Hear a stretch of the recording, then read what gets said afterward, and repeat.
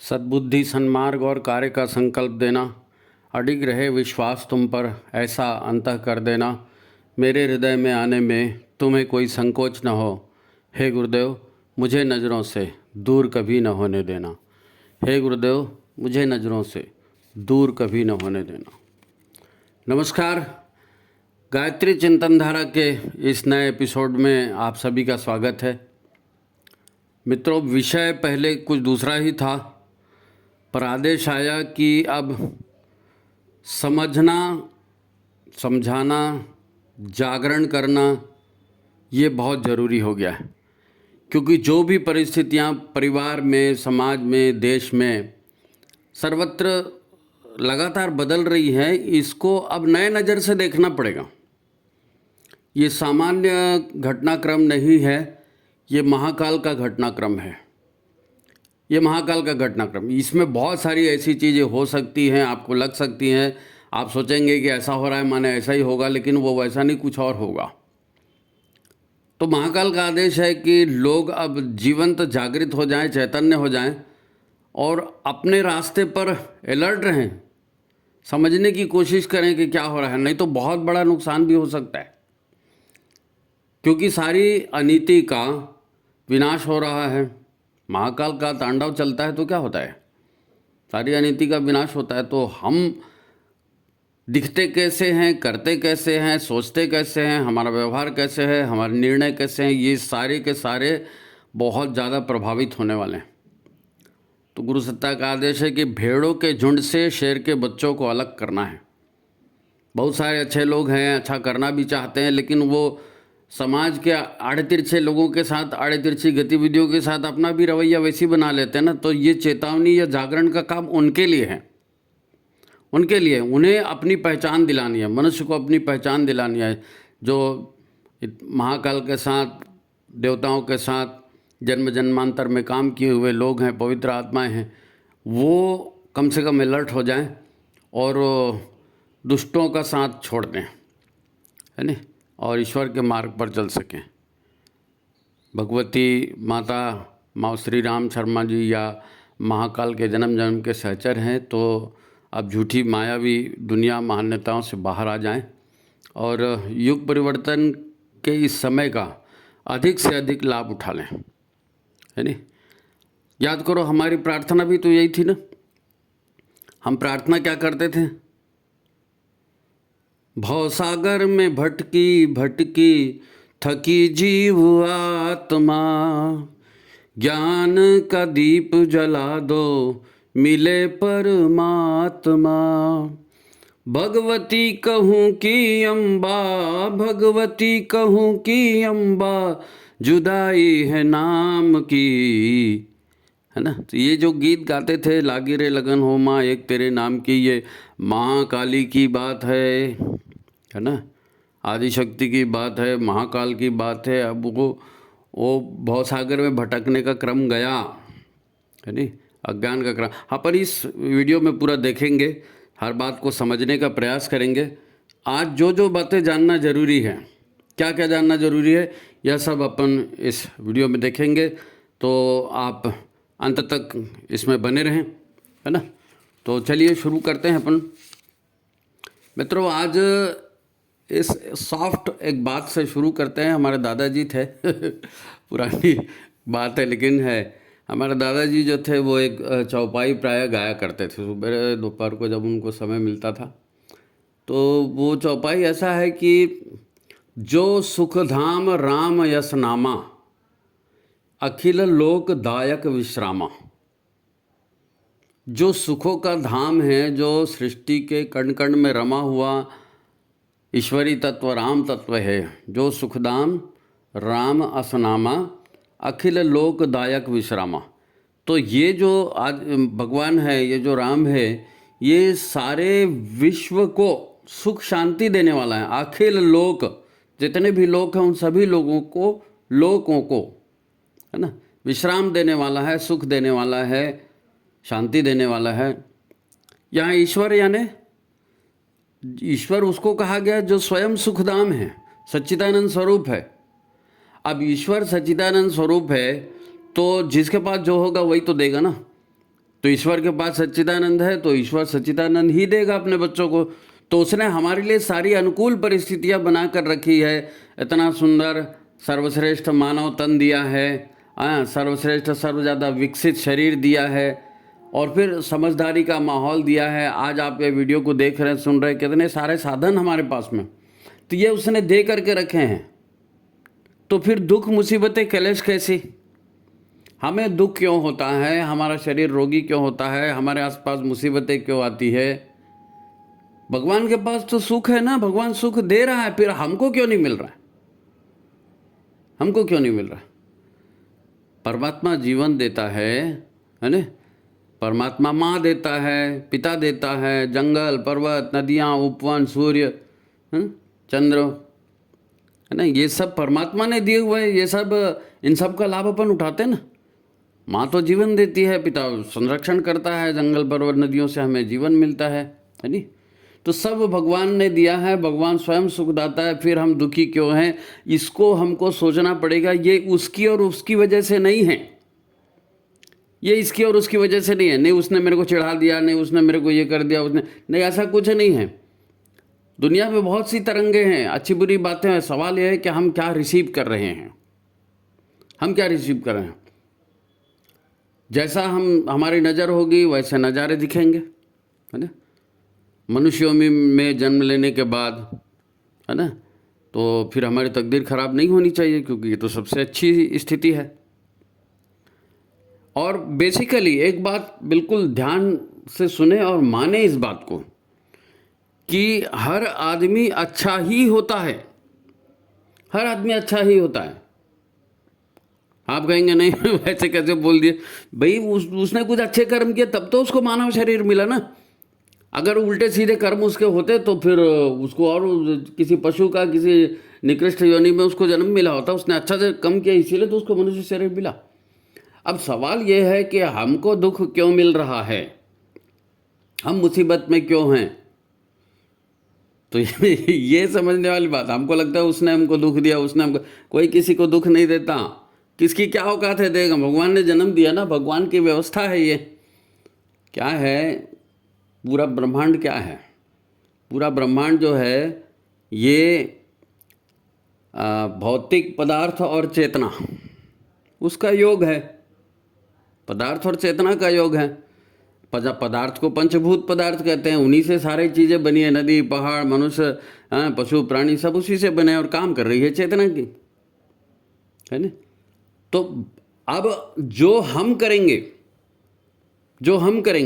उसकी कुछ ऊर्जा होगी, वो ऊर्जा हमारे साथ जुड़ी होगी। काम तो आपने कर दिया, ऊर्जा के संस्कार आपके साथ जुड़े रह गए। आपने किसी को गाली दी, आपने किसी का धन लूटा, किसी की स्त्री उठाई, किसी के चोरी की, किसी का जो भी किया आपने, अच्छा बुरा।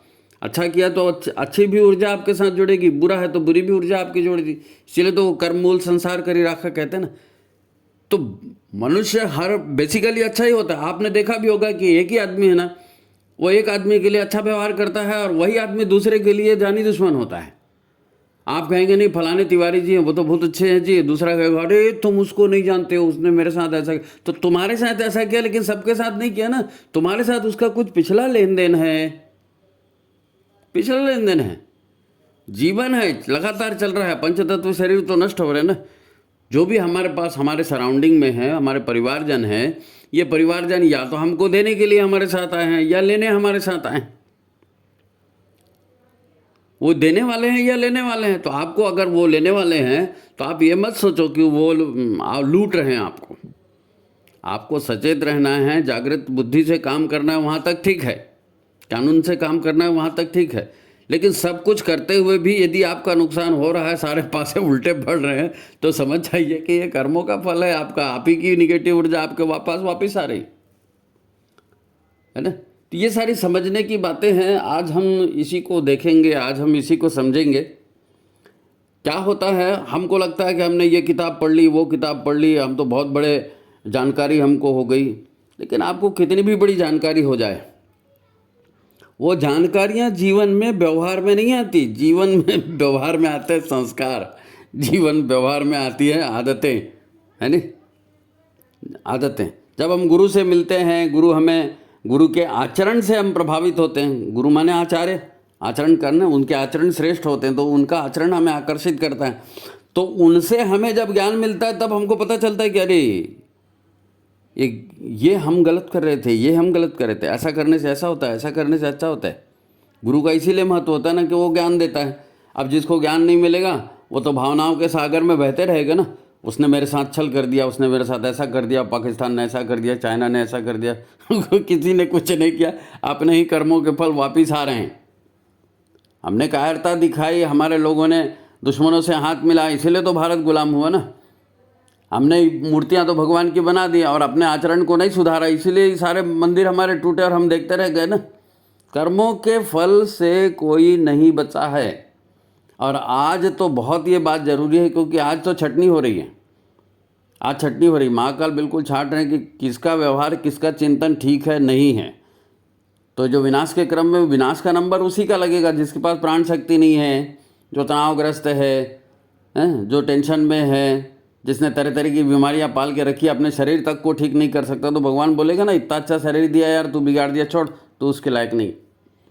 तो ये सचेत होने का समय है ना। तो अपने भीतर के खोट को हमको समझना पड़ेगा। हमारे साथ जो भी अन्याय, जो भी पक्षपात हो रहा है वो वास्तव में हो नहीं रहा है, ये हमारा ही दिया हुआ रिटर्न है जो आ रहा है, रिटर्न आ रहा है। तो महाकाल ने ये जो विशेष संदेश देने की बात की है वो इसीलिए कि जो भी अच्छे लोग हैं लेकिन दुष्टों के साथ, बुरे लोगों के साथ या भावनाओं में बह करके कुछ उल्टे सीधे काम कर रहे हैं तो वो सुधर जाएं।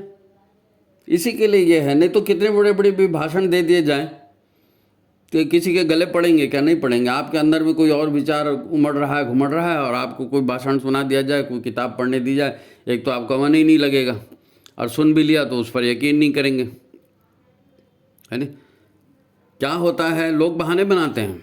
आप समाज में रहते हैं, आपने देखा होगा, जब किसी से हम ये कहते हैं कि भाई ऐसा ऐसा करना चाहिए, ऐसा करना चाहिए, तो क्या जवाब आता है? अरे भैया ये सब साधु संतों की बातें हैं, तपस्वियों की बातें हैं, अब वो ज़माना गया।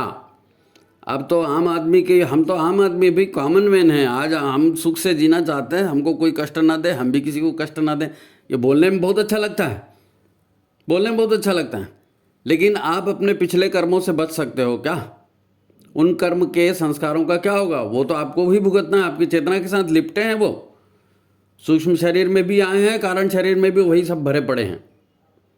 तो हम कॉमन मैन हैं। ये बोलने वाला भी जानता है कि ये झूठ बात है, कॉमन मैन है। ये सब दिखावटी नम्रता की चाशनी में डुबाए हुए नकली शब्द हैं कि हम कॉमन मैन हैं। अरे कॉमन आदमी धोखा खा रहा है, कॉमन आदमी ठगा जा रहा है, कॉमन आदमी को मूर्ख बनाया जा रहा है नहीं। ये काम कॉमन आदमी के साथ हो रहे हैं ना। और हम अगर उससे बच के आ जाते हैं तो हम क्या कहते हैं, बड़े खुश हो जाते हैं कि अरे देखो वहाँ तो ऐसा ऐसा चल रहा था, ऐसा ठगी हो रही थी, हम उससे बच के आए, हम उसकी ठगी को समझ गए। हम हर जगह बताते फिरते हैं कि लोग कैसे कैसे ठगे जा रहे थे, और मेरी बहादुरी देखो, मेरी समझदारी देखो, मेरी चालाकी देखो, मेरी जागरूकता देखो, मैं कैसे बच के आ गया है। मैं कोई ऐरा गहरा नहीं हूँ अभी एक और कह रहे हैं कि मैं ऐरा गहरा नहीं हूँ, दूसरी ओर कह रहे हैं कि हम तो कॉमन आदमी। तो विडंबना से भरा हुआ ये जीवन है ना। मेरे होशियारी नहीं चलने वाली है। मतलब क्या कि अब ये समय बदल गया है, बदल रहा है, युग परिवर्तन की बेला है। लेकिन लोग जो हैं आज भी वो सोचते हैं कि कोई विद्या, गुरुदेव का सूत्र क्या था, ईश्वर की व्यवस्था को समझेंगे, है ना, और उसके अनुसार अपने जीवन को चलाएंगे। लेकिन आदमी क्या है, नकली ज़िंदगी चला रहा है। लोग दोहरी ज़िंदगी, तिहरी ज़िंदगी जीते हैं, कहाँ कहाँ क्या क्या मैनेज करते रहते हैं, और इसका वो लेना और उसका वो देना, और उसको ये झूठ बोला था और उसके ऐसा बना के रखा था। ये पूरा अंजाम जो है ये ताना बाना बना के रखे हैं। और आध्यात्मिक जीवन को जो है वो मूर्खता समझते हैं, साधु संतों का काम समझते हैं। अरे भाई वो सत्य है। आध्यात्म माने क्या? जीवन के सत्य को जानना और उसके अनुसार आचरण करना। अब दोहरी तिहरी जिंदगी जी रहे हैं, यहाँ वहाँ मैनेज कर रहे हैं, पूरा जंजाल बना के रखा है सब एक एक ने, हैं। सबका अपना अपना अहंकार है। मेरे को वहाँ रहना जरूरी है, मैं नहीं रहूँगा तो सब बिगड़ जाएगा, ये हर हर किसी का डायलॉग है, मैं नहीं रहूँगा तो सब बिगड़ जाएगा। अच्छा, तुम नहीं थे तो दुनिया चल ही नहीं रही थी। साम दाम दंड भेद ये सीख के रखा लोगों ने, और ये होशियारी सभी लोग सभी जगह चला रहे हैं। हर संगठन में, हर ग्रुप में, हर परिवार में सबका अपना अपना काम निकालने के लिए परिवार के भीतर भी दांव पेच होते हैं, संगठन के भीतर भी दांव पेच होते हैं, है ना। मैं, मेरा महत्व, मेरा अधिकार, सब यही तो खेल है ना। इसको ही स्वार्थ का, अहंकार का खेल कहते हैं ना। और क्या है, स्वार्थ और अहंकार का खेल। इसी में तो सब फंसे हैं, इसी में फिर उल्टे सीधे काम होते हैं। अच्छा, जैसे तुम दूसरों के साथ गेम खेलते हो तो दूसरे भी तो कॉमन मैन है वो भी तुम्हारे साथ गेम ही खेलेंगे ना। वो भी तुम्हारे साथ गेम, तुम दूसरों के साथ गेम खेलोगे तो दूसरे भी तुम्हारे साथ गेम खेलेंगे। सभी अपना अपना गेम देते रहते हैं। और हम, किसी ने हमारे तरफ देख के मुस्कुरा दिया तो हम समझते हैं वो हमसे प्यार कर बैठा है ना। किसी की मुस्कुराहट को प्यार समझ लेते हैं।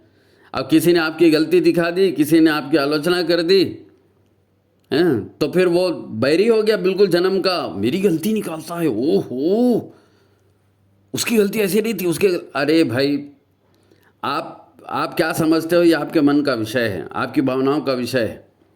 इसका सच्चाई से कोई लेना देना नहीं है। उसने मुस्कुरा दिया, आप प्यार समझ बैठे, आपकी गलती है। उसने आपको गलती बताई, आप दुश्मन समझ बैठे, आपकी गलती है। तो ये प्यार में धोखा हो गया, छल कपट हो गया, है ना।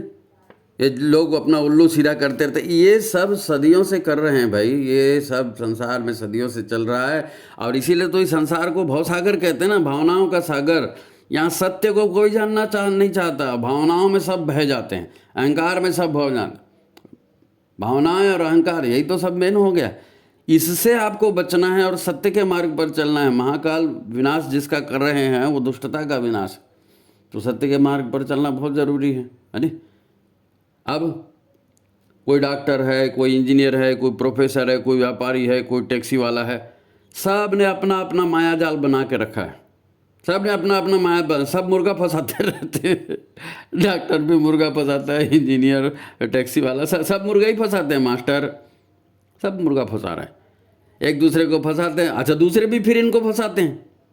ये भी तो स्वयं फंसते हैं ना दूसरों के जाल में। और फिर कहते हैं ये दुनिया बड़ी घटिया है यार, ये दुनिया बहुत घटिया हो गई, पहले जैसे नहीं रहा है। यहाँ अब कोई भरोसे का आदमी नहीं रहा। धरती जो है स्वर्ग नहीं रही है, धरती नर्क हो गई है। हमसे तो ये चिड़िया, कुत्ते, बिल्ली, इनकी लाइफ अच्छी है, ऐसे तो कह रहे हैं ना लोग। अब फंस गए हैं, हर तरफ मुसीबत आते तो एक चिड़िया कुत्ते की लाइफ उनको अच्छी लगती है इंसान की लाइफ से बजाय। ये क्या है भाई दुनिया। एक तरफ बोलना कि मनुष्य योनि दुनिया में सबसे श्रेष्ठ है, और दूसरी तरफ कुत्ते बिल्ली की लाइफ कुछ अच्छा बोलना। कुछ एक चीज़ को बोले ना, आप बोलते रहो मनुष्य संसार का सर्वश्रेष्ठ प्राणी, कौन सुनेगा? कोई नहीं सुनता। मित्रों, जो सच होता है, जो ज्ञान होता है, इसी से मुक्ति मिलती है, इसी से जीवन सुधरता है। इसीलिए तो मार्गदर्शन के लिए गुरु के पास जाते हैं ना।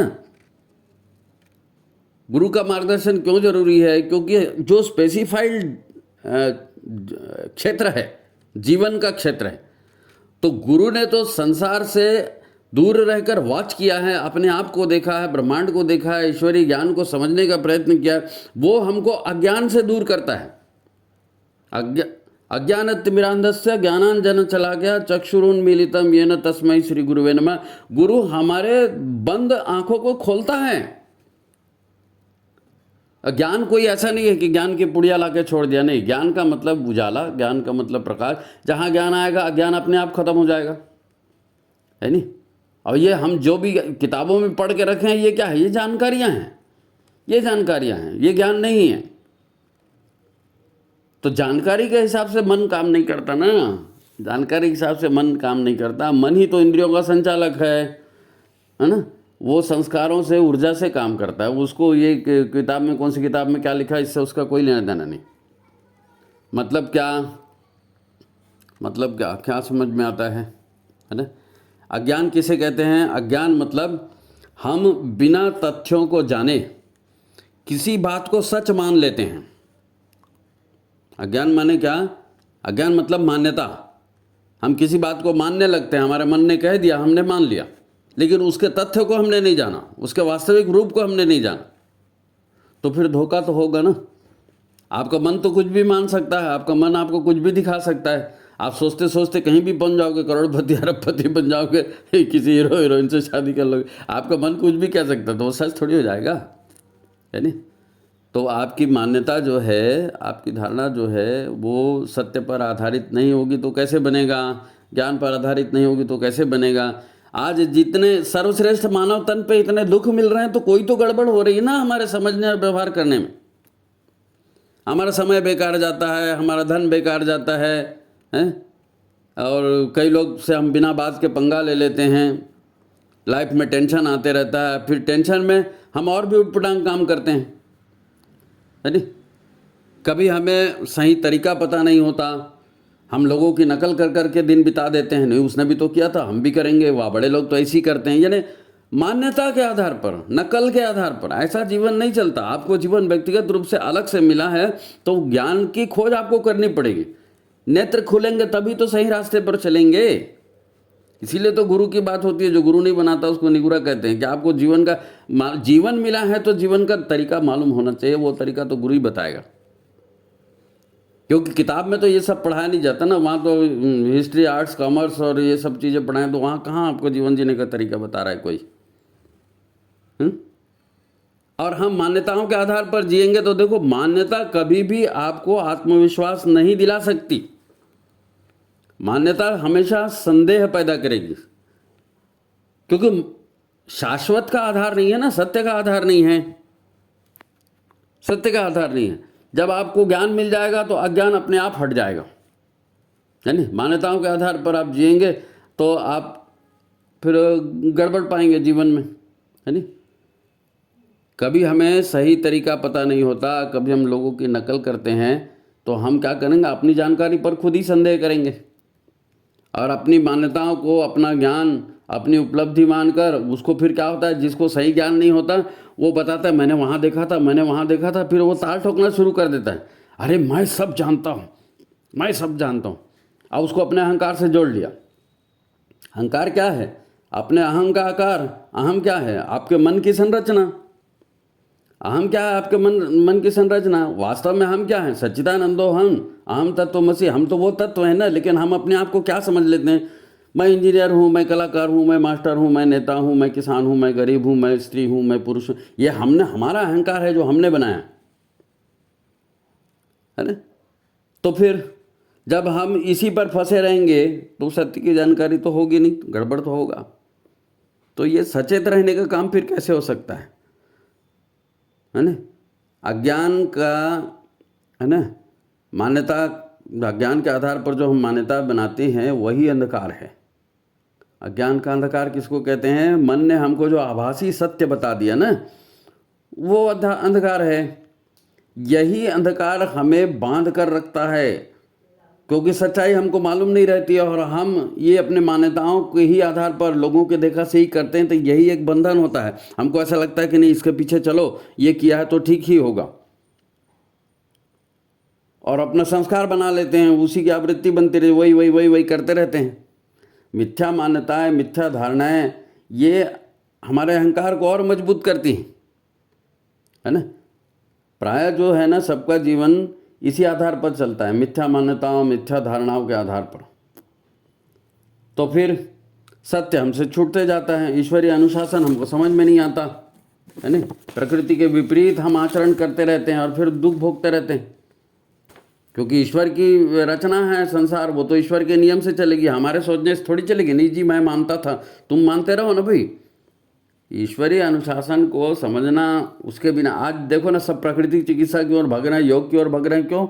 क्योंकि अपना अपना करके देख डाले ना, बीमारियां तक उससे ठीक नहीं होती, शांति तक उससे नहीं मिलती, इसीलिए तो वो नेचर की ओर जा रहे हैं। लेकिन स्वभाव छूट नहीं रहा है, संस्कार छूट नहीं रहे हैं। तकलीफ यही है, उसको छोड़ने में दिक्कत होती है ना। उपास भी करेंगे तो खोए की जलेबी ढूंढेंगे, है नहीं, फलाहारी चिवड़ा कहाँ मिलता है उसको ढूंढेंगे। अरे भाई, शरीर के विकारों को निकालने के लिए था वो।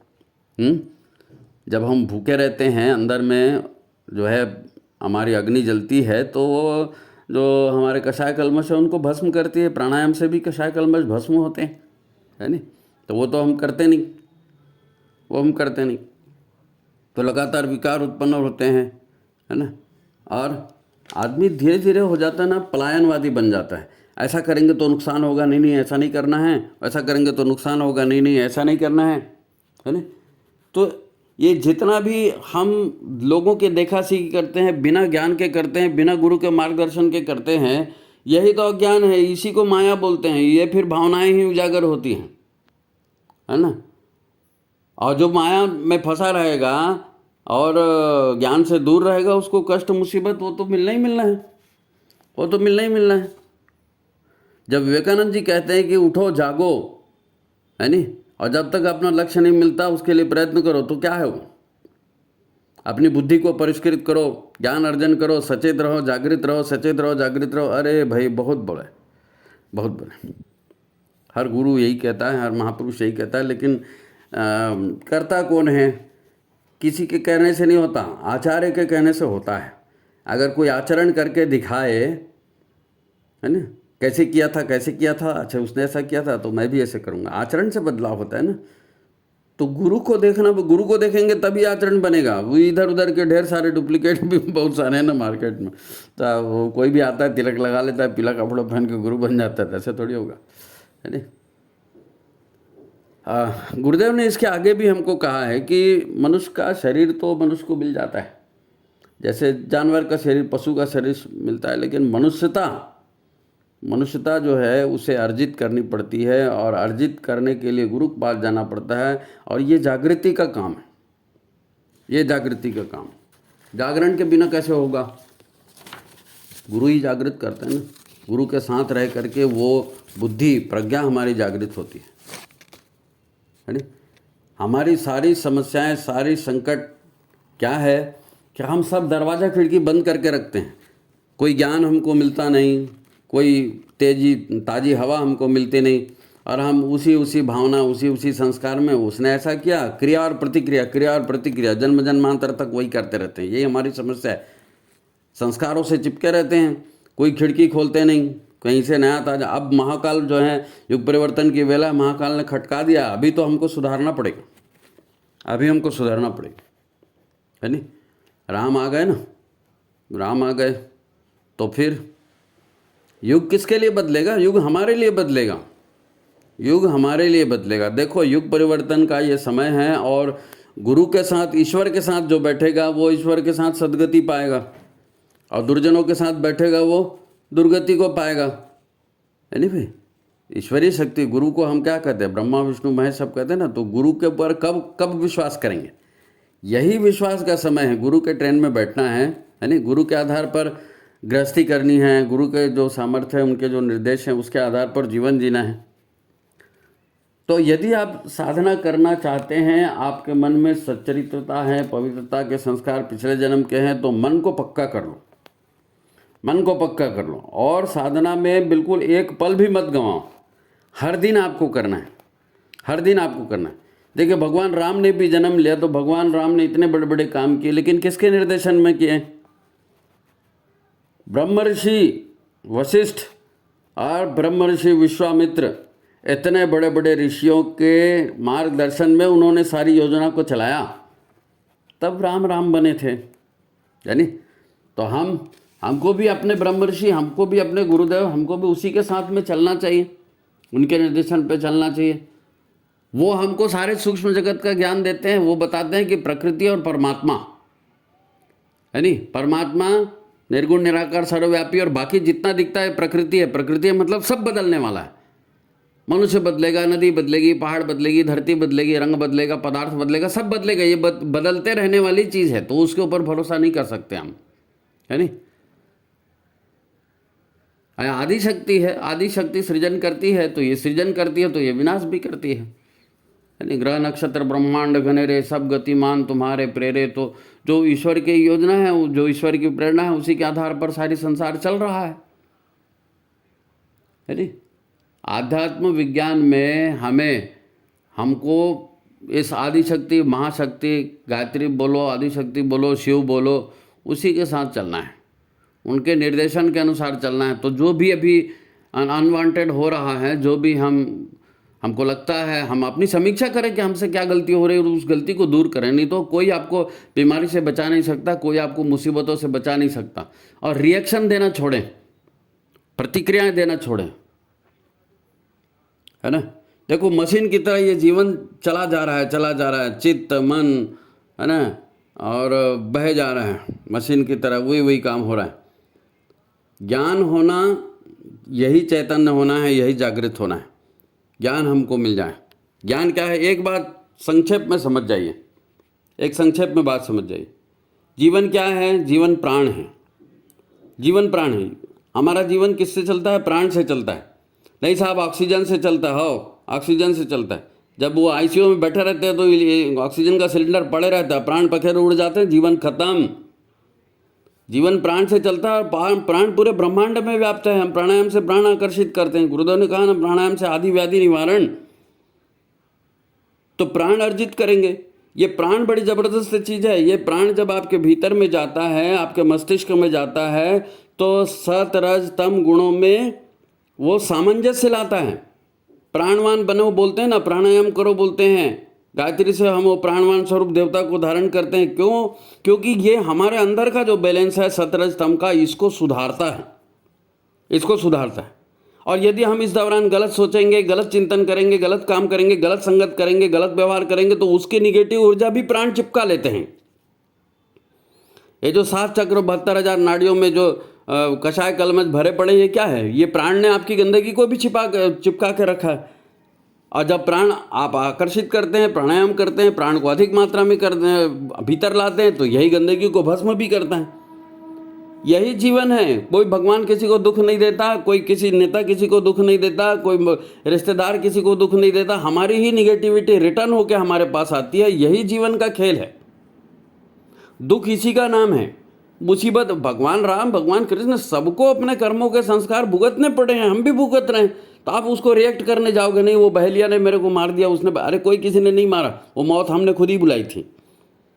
गलत काम हम करेंगे, खाना पीना उल्टा सीधा हमारा होगा, लाइफस्टाइल हम खराब करेंगे और बोलेंगे कि नहीं भाई हमको डायबिटीज़ हो गया, शुगर हो गया, और पार्किंसन हो गया, और आर्थराइटिस हो गया, और हमारा घुटना खराब और आँखें खराब। किसी ने खराब नहीं किया, ये तो हमने खुद ही किया है भाई। इसी को तो ठीक करना है दादा। अब वो सिखाया पढ़ाया नहीं गया, अब गुरु बता रहे हैं, योगाचार्य बता रहे हैं, विश्व योग दिवस मन रहा है, तो देखो ना उसको। वो कोई भाषण की चीज़ नहीं है। आपका समय बचेगा, आपका पैसा बचेगा, तो आपकी झंझटें बचेंगी, मुसीबत बचेंगी। आप प्रेम से अपने परिवार में लोगों के साथ जीवन बिता सकते हो।